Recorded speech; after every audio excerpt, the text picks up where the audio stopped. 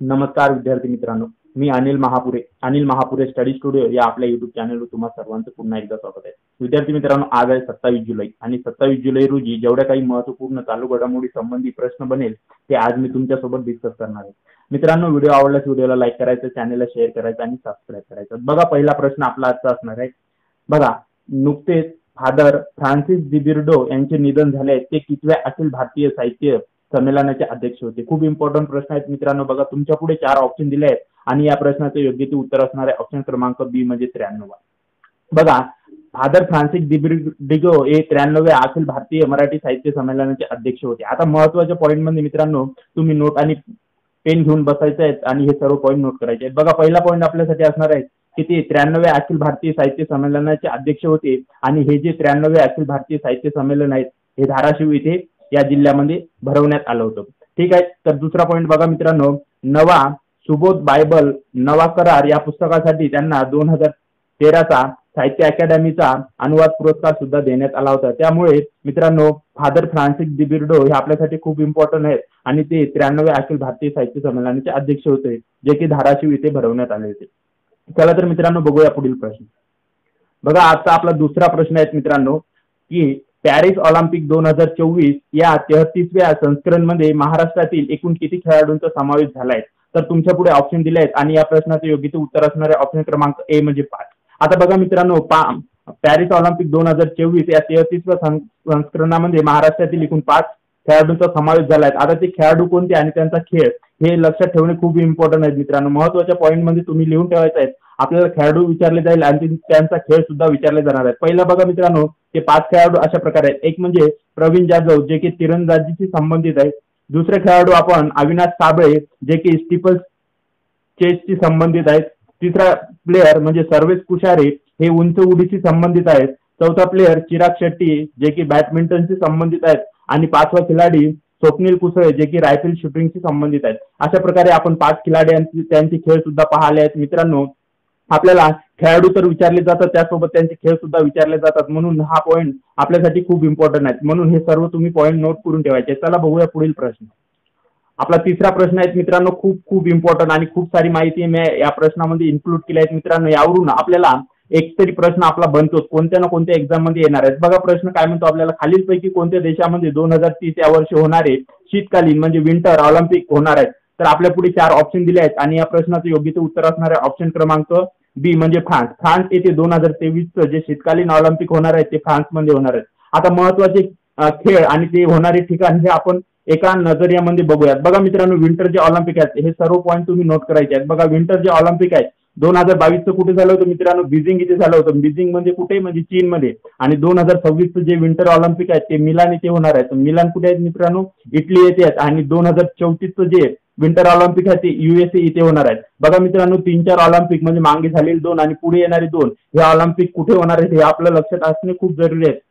Exam मध्ये पुढील होणारे ऑलिम्पिक हे विचारले जातात। आज समर ऑलिम्पिक बघा मित्रांनो, समर जे ऑलिम्पिक आहे 2020चं कुठे झालं होतं मित्रांनो, तुम्हाला माहितच असायला पाहिजे, टोकियो जपान येथे झालं होतं। आणि 2024चं जे सध्या चालू आहे मित्रांनो ते पॅरिस इथे चालू आहे। आणि पॅरिस कुठे आहे मित्रांनो, फ्रान्स येथे आहे। आणि 2028चं जे समर ऑलिम्पिक आहे ते लॉस एंजेल येथे होणार आहे। आता बघा मित्रांनो, त्यासोबतच मी कॉमनवेल्थ गेम सुद्धा घेतले आहेत। आपल्याला गेमवर खूप सारे प्रश्न विचारले जातात। आता कॉमनवेल्थ जे गेम आहेत 2022चे हे बर्मिंगहॅम येथे झाले होते आणि 2026चे जे आहेत ते ऑस्ट्रेलिया येथे होणार आहेत। आता बघा मित्रांनो, पुढील पॉईंट जो आपला असणार आहे तो आसियन गेम। एशियन गेम जे आहेत मित्रांनो, जे 2023 मध्ये होंगजाऊ येथे झाले होते आणि होंगजाऊ कुठे चीन येथे आहेत, हे तुम्ही लक्षात ठेवा।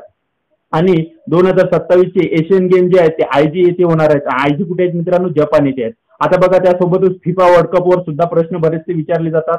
2022चा जो फिफा वर्ल्ड कप होता तो कतार दोहा येथे झाला आणि 2026चा जो फिफा वर्ल्ड कप आहे मित्रांनो तो USA, कॅनडा आणि मेक्सिको असे 3 देश मिळून त्याची मेजबानी करणार आहेत, हे तुम्ही लक्षात ठेवा। आता त्यासोबतच T20 वर्ल्ड कप जो की 2024 मध्ये खेळवला गेलाय तो कुठे झालाय मित्रांनो, तो USA म्हणजे अमेरिका आणि वेस्ट इंडिज अशा 2 देशांनी मिळून त्याची मेजबानी केली आहे। आणि जिंकलं कोण आहे हे सुद्धा लक्षात ठेवा। 2024चा T20 वर्ल्ड कप इंडियाने जिंकला आहे आणि हरवलं कोणाला आहे तर साऊथ आफ्रिकेला हरवून भारताने विजय केला आहे। आणि 2026चा जो T20 वर्ल्ड कप असणार आहे तो आपल्या भारतामध्ये होणार आहे, हा सुद्धा पॉईंट तुम्ही लक्षात ठेवा। बघा मित्रांनो, खूप सारे या प्रश्नामध्ये आपल्याला खूप सारे पॉईंट बघितले आहेत. हे सर्व पॉईंट तुम्ही नोट करून ठेवायचे आहेत. यावर एक ना एक प्रश्न आपला कुठे ना कुठे बनणारच आहे. चला बघूया पुढील प्रश्न. बघा मित्रांनो, आजचा आपला 4थ्या क्रमांकाचा प्रश्न आहे. नुकतेच राष्ट्रपती भवनातील दरबार हॉलचे नाव बदलून काय ठेवण्यात आले? तुमच्या पुढे 4 ऑप्शन दिले आहेत आणि या प्रश्नाचं योग्य ते उत्तर असणार आहे ऑप्शन क्रमांक ए म्हणजे गणतंत्र मंडप. आता महत्वाचे म्हणजे पॉईंट म्हणजे बघा मित्रांनो, आता जे की सध्याचं राष्ट्रपती भवन आहे याचं उद्घाटन जे आहे मित्रांनो ते 6 एप्रिल 1929 मध्ये झालं होतं. आणि कोणी केलं होतं? तर लॉर्ड आयर्विन यांनी केलं होतं. ते तेव्हा भारताचे भारत मंत्री होते. त्यानंतर मित्रांनो, आता बघा आपल्याला काही नावामध्ये जे बदल झाले ते लक्षात ठेवणे खूप इम्पॉर्टंट आहे. आता जे की एक्झामच्या दृष्टिकोनातून इम्पॉर्टंट आहे ते मी इम्पॉर्टंट नाव इथे घेतले आहेत. बघा मित्रांनो, इथे दिले आहेत जुने नाव आणि ह्या साईडला दिले आहेत मी नवीन नाव. बघा, मुघल जे गार्डन होतं त्याचं नवीन नाव लक्षात ठेवा मित्रांनो, ते की आहे अमृत उद्यान. त्यानंतर राजपथचं नवीन नाव लक्षात ठेवा कर्तव्य पथ. त्यानंतर अहमदनगर. बघा, अहमदनगर हा महाराष्ट्रातील जिल्हा आहे आणि त्याचं नवीन जे नाव आहे मित्रांनो ते आहे अहिल्याबाई नगर.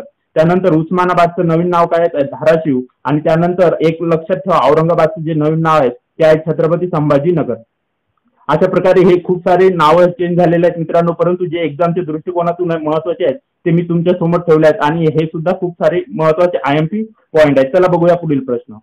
बघा मित्रांनो, आजचा आपला 5व्या क्रमांकाचा प्रश्न आहे. नुकताच आयकर दिवस केव्हा साजरा करण्यात आला? तर या प्रश्नाचं योग्य ते उत्तर असणार आहे ऑप्शन क्रमांक बी म्हणजे 24 जुलै.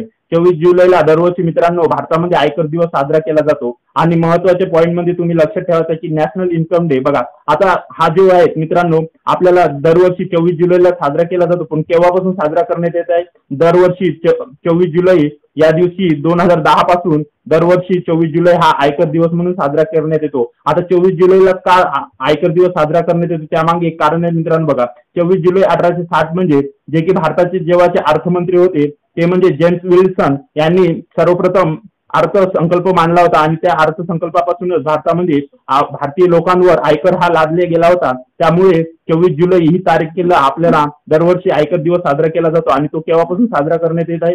तर 2010 पासून दरवर्षी 24 जुलै या दिवशी आयकर दिवस हा साजरा करण्यात येत आहे. चला बघूया पुढील प्रश्न.